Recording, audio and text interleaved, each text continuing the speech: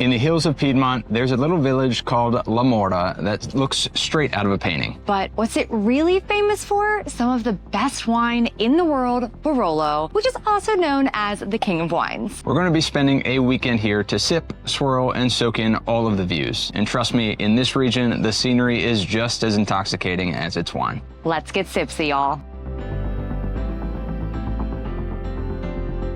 All right, before we dive into some serious sipping, let's do a quick little history check, but don't worry, we're gonna keep it fun and light. But if history isn't your thing, go ahead and skip to this timestamp here. So Barolo today, it's legendary, but back in the early 1800s, Nebbiolo grapes, which are used to make the Barolo wine, were actually made into a sweet dessert style wine. So yeah, not the very bold, complex reds that we drool over today. Enter Louis Audart, a French winemaker who teamed up with the Marchese of Barolo and basically flipped the script. And suddenly, Barolo was dry, powerful, and being poured at royal courts across Europe, which is how it earned its epic nickname, the Wine of Kings and the King of Wines. Fast forward to today, Barolo still lives up to that royal hype and hefty price tag that goes with it. But why? Nebbiolo grapes are notoriously fussy. They ripen late, they hate the wrong soil, and they only thrive in these very specific Piedmont hills. Add in the legal requirement to age for at least 38 months, and you've got wine that's rare, precious, and oh so worth it. Now, a quick Italian language lesson for you. The word Nebbiolo literally comes from nebbia, which is the Italian word for fog. And it's these chalky, foggy hills that give these Nebbiolo grapes the perfect conditions to shine. And because the vineyards are so small and fragmented, wines just a few kilometers apart can taste totally different. Walking through the Langhe, you're not just in wine country. You really are in living history, where generations of tradition and innovation have shaped every bottle. All right, that is enough talking. Let's go taste some history. Now, I know that we are here for our big wine tasting weekend. We have 4 tastings set up, but we made it up here from Bologna in very good time. So we're gonna go to a castle that has an enoteca in their basement. If you guys have been following us for a while, you know we can't resist a good castle. We just went castle hopping basically through Slovenia in our last adventure, and now we're gonna go explore this castle here.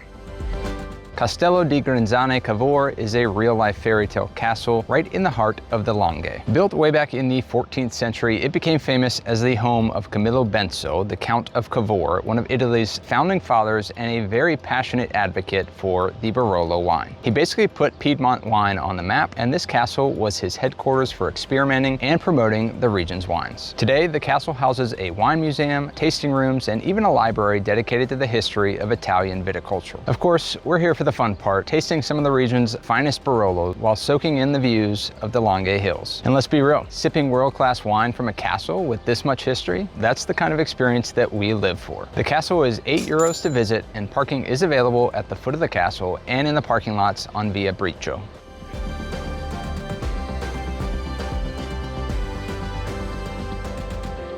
What do you see? Oh, wow. Should we live here? I knew they love wine in this region, and there's a lot of roots in wine. I didn't expect the castle to have as much about the region's wine. It's absolutely amazing. I've learned so much just walking around and reading the different plaques here. I'm even more excited.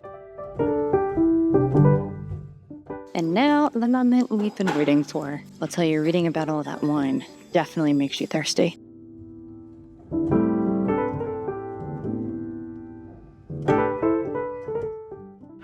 Right? So this is the first Barolo here in the region. I got a Nebbiolo, so we could compare. Same grape in both, Nebbiolo, space grape. Wow, that's really good. So we finished the castle tour, which, as we mentioned, was so incredible. The history of the wine, just the integration of the wine in the region. We saw a barrel making wood shop. Distillery in there too, so not even just wine, and all the history of the region as well, not just wine stuff. There was actually a map that showed all the different types of grapes. Now, with that being said, we are here to focus solely on Barolo this trip. But there are literally dozens of wines that come from this region. So if you're not a red wine fan, there's no shortage. Don't worry. I've had Barolo before, but like she said, our first here in the region, much more bold, and it still says 10 something on my watch. So it's a little early in the morning for a bold red, but it's actually very good. And my Nebbiolo is absolutely beautiful. It is light, delicious. Once we finish these glasses, we'll be heading to lunch and then on to tasting number 1 for the day.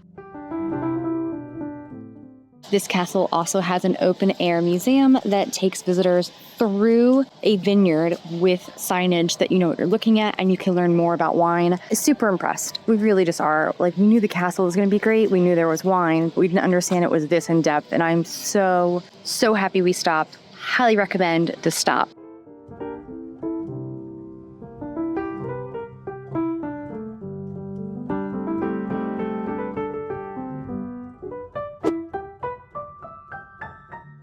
Lunch was fantastic. We got the tartare to split, and then I got a pasta called pline with a savory sauce. It was great. I had what's called a tagine, which is basically like tagliatelle. So kind of like bologna pasta, but native to this region. So good. And now we are heading to tasting number 1 today. So let's go.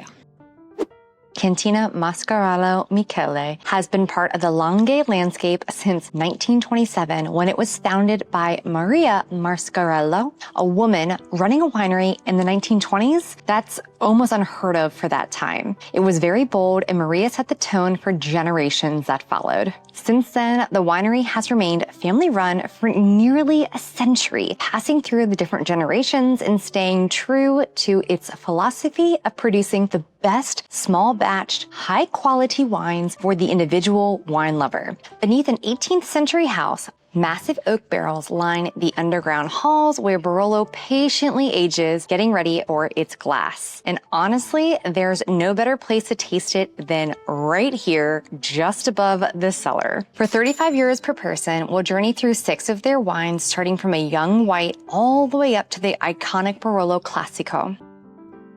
This is phenomenal. We are with Alessandro. So we are tasting, to my knowledge, 6 wines, but we are on wines 5 and 6, and we haven't gotten a Barolo yet. So I think wine number 7 will be that. They are a smaller producer. They're only doing 140,000 bottles yearly. So far, everything we've had has been great. We're doing a side-by-side comparison of Barbera, and Chris is going to quickly tell you what's going on with that. All right, so as Sam said, we have 2 different Barberas here. Exact same year, exact same grape. This one was aged in, I believe, the much bigger barrel, whereas this one was in a much smaller barrel. So just different aging vessels, essentially. This one is definitely more of a crowd pleaser, I would say. So it's a little bit more drinkable, I guess you could call it. And I think that's because it's in less contact with the wood because it's in the bigger barrel. Whereas this one with the smaller barrel is a little bit more complex, a little bit more, I don't want to say in your face, just a little bit stronger. Both very good, very unique to taste. The same grape, same everything side by side, just different aging techniques. We just got to taste their Barolo Reserva. Wow. 2018. To be called a Reserva of a Barolo, 5 years and 2 months has to be aged. Compared to the regular Barolo, a little bit less tannic to me at least, so a little bit more drinkable.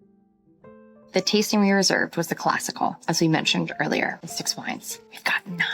We are also on foot today, so no judgment. This is not a complaint. I just want to say this. If you're planning a trip to any winery, I mean any winery in Italy, if they tell you it's an hour, assume it's 2. We've had a delightful time with Alessandro. It is 3:30, and I do not think we're even close to done. Plan for at least 2 hours at every winery you visit. Stop number 1. Bottle number 1. Number 1. Shocker. Chris is disillusioned by how many bottles I'm going to buy. You gotta start drinking them. True. That was fantastic. I love wine tasting. I also love wine tasting. It was a great experience. I will say, like, kind of got to compare and contrast. Very neat. I think it was worth every penny. We bought, I think it's a Barbera. This is the one I described as kind of the crowd pleaser, the middle of the road. I can't recommend that stop enough. I thought it was great. And the reason we're based in Morra is because of the epic event that we're going to have on Sunday. So stay tuned for that. But it's also because it's walkable. From one side of the town to the other is maybe 6 minutes. We have another wine tasting coming up in about an hour. All right, so now that we are here, you might be wondering what makes a wine a true Barolo. So first, it has to come from a very specific place, right here in the Barolo region of Piedmont, Italy. If it's not from this tiny corner of the world, it is not Barolo. Second, it's gotta be made with 100% Nebbiolo grapes. And there's no cheating here, no mixing in any other type of grape. And third, patience is an absolute key. Barolo has to age at least 38 months before it can even think about hitting the shelves. And 18 of those months need to be in the oak barrels. If it wants to call itself a Reserva, it's aging for a whopping 62 months. So in short, Barolo equals Nebbiolo grapes, Piedmont terroir, and a whole lot of time in the cellar. We've rested, drank lots of water, and we are walking to tasting number 2 today.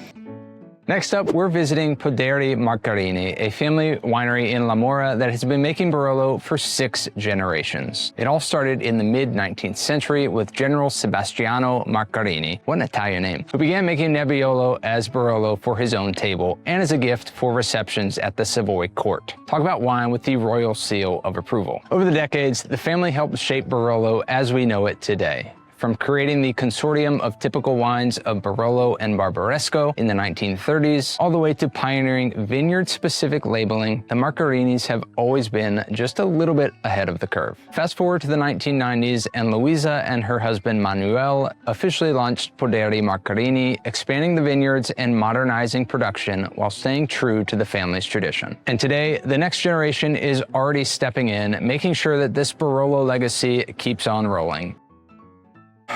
He sat us at this massive table. We need like 10 more friends. I feel so lonely. So we're going to be doing 6 wines. We've opted to do 1 white and 5 reds. The last 3 will be fully Barolo, and we're going to do a side-by-side tasting for what they offer here. We are 2 for 2 on amazing tastings. And on bottles. Chris Shocking. is so happy. Yeah. He brought me to another wine region. No, but that was a great tasting. Samuel, if you're watching this, that was awesome. We had a fantastic time. So we had done, as I mentioned earlier, the 6 tastings plus tour option. So the 6 tasters that we had were 1 white, and then we had a Nebbiolo, a Barbera, and then 3 different Barolos that we kind of tasted side by side. So it was really neat to taste again, kind of the comparison of the different Barolos. 1 Barolo was from 1 vineyard, 1 Barolo was from a different vineyard, and then 1 that we tasted was a blend of both vineyards. And that's the bottle that we got. We think the blend was the best. But overall, a fantastic tasting. Now we're going to go drop the bottle off back at our accommodation, and then we're going to walk about 15 minutes outside of town for dinner. The good news about this town is it is very small, so walking on the main road is not so dangerous, which is a nice little change of pace. Locanda Fontanazza is all about Piedmont flavors, rich pasta, savory meats, of course paired with Barolo. This is the perfect place to wrap up our first evening in the Langhe. Good morning. We are off to go find, most importantly, coffee and food. We had a later tasting this morning at 11:30. It's actually technically in Morra, but up on a hill. So let's go get some food, then we can head to the tasting.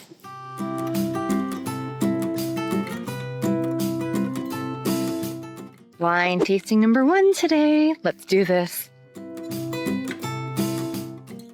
Perched on the ridge of Morra, Dosio Vigneti has roots that stretch back to the mid-1800s. But the story really took shape in 1974 when the Dosio family transformed this hillside farmhouse into the winery that we see today. Since then, it's passed through different hands, but what hasn't changed is the commitment to keeping things authentic, respecting tradition while looking towards the future. The estate covers about 15 hectares and grows grapes from some of the most famous Barolo vineyards. Just walking through the vines, you can see how the altitude, the soil, and the sunshine give each wine its own personality. It's a great reminder of how much the land itself shapes Barolo. Today, we're doing the Discovering Dosio tour, which starts outside with a little history lesson in front of the old vineyards, then takes us down into the cellar and refining rooms to see how their wines are made. And of course, it all ends with the very best part, a tasting of 4 wines. This tour is a perfect way for anyone who's just starting to explore the world of wine, because you're gonna get the basics on vineyards, winemaking, and aging techniques, all while sipping some truly exceptional Barolo.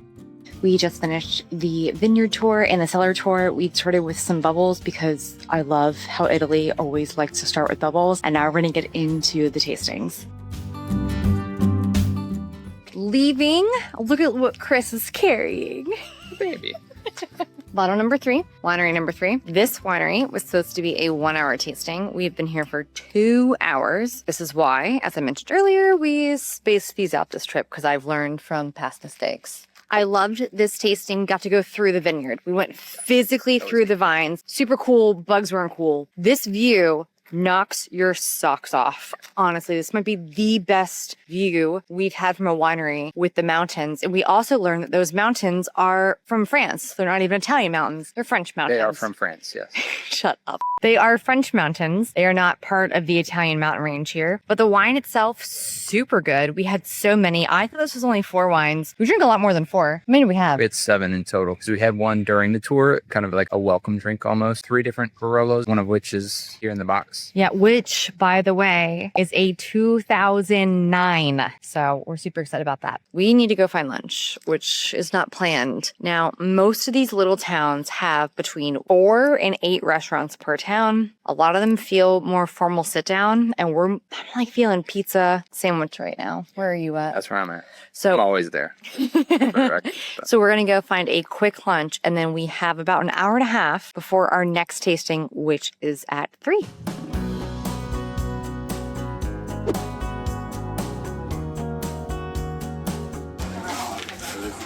It's going to be impossible to see this on camera, but this seems easily. I was going to say 8 inches long.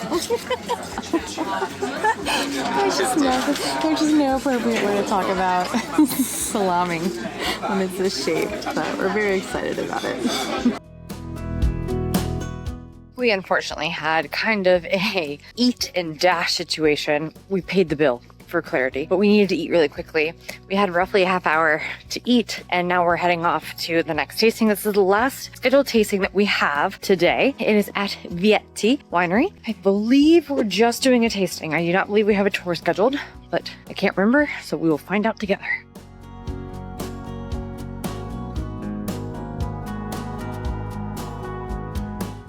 Wasn't our cup of tea. Wasn't our favorite. It was fine. The vibe. It's something about the vibe. I don't know. The wine, in our opinion, having just drank a bunch of it, it didn't hit the same standard that the other ones did. Like I said, the wine was fine. Everything was just that. It was fine. Our tour guide was lovely. Beautiful location. Oh my God, gorgeous location. 30 euros per person to do the tasting. We got 5 wines, cellar tour, tons of history. I don't think from a wine perspective, it would be a recommendation of ours. Fair? Agreed. We are going to go explore potentially one more town. We have dinner reservations at 8. All right, guys, let's see where we end up. Let's go.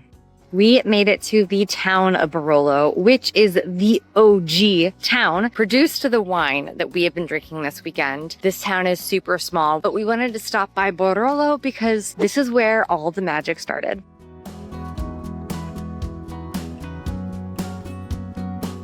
They've been around for quite some time, and the Barolo just proves it because this is phenomenal. It's great. I'm drinking the Classico. Yeah, the Classico one, where Chris has one from a very specific vineyard that they have. It's the most delicious and most elegant, but it's quiet and it's just so good. But it is just an understated thing. It's beautiful. Yeah, it is. A little bit tannic, like most of the Barolos, but not too bad. It doesn't overpower. These are great.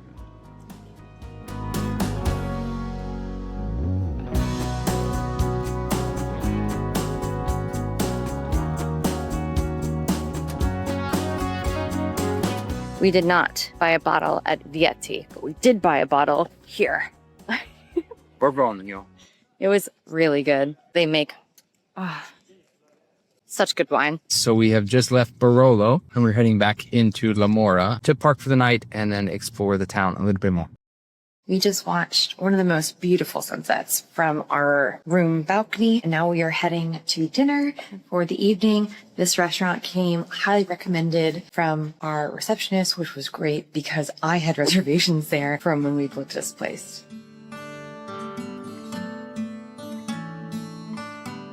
So Chris got crudo di Parma and burrata, and he's looking at it so longingly. I mean, don't get me wrong, I am too, but like, oh my God.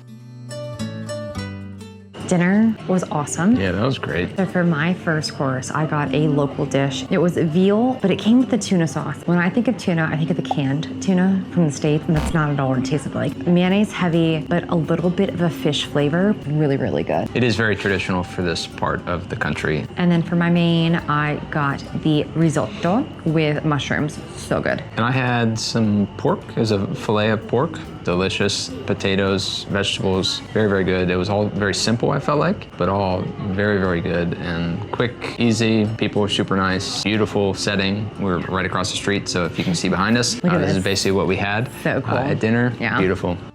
We were just recapping the tastings that we did. We both agreed that it was our second tasting on day one, which is called Poderi Macarini, just in town here in La Morra. We think a lot of what goes into like what makes something your favorite is the experience that you had. The wine was great and we had a fantastic time with our guide. He really took time to answer all of our bajillion questions about Barolo. We were also talking about how our other kind of favorite experience was at our last stop before dinner tonight. It was so good, and I had not read about the terrace. I didn't know they had a rooftop, so that was really unexpected, and it was gorgeous. It was, gorgeous view. Yeah. So if you've enjoyed this content, wait, because tomorrow we are going to do the famous Mangialonga here in La Morra. And if you have no idea what that is, you're just gonna have to stay tuned for a video next week where we're going to walk and drink through some vineyards. Thank you guys so much for watching. If you really enjoy this wine content, we have a whole playlist for you for our wine weekends in Italy. So make sure you check that out. Stay tuned for our Mangialonga video, which will be coming out in a week or so, and you will find that link here. Thanks for watching, guys. Cheers. Cheers.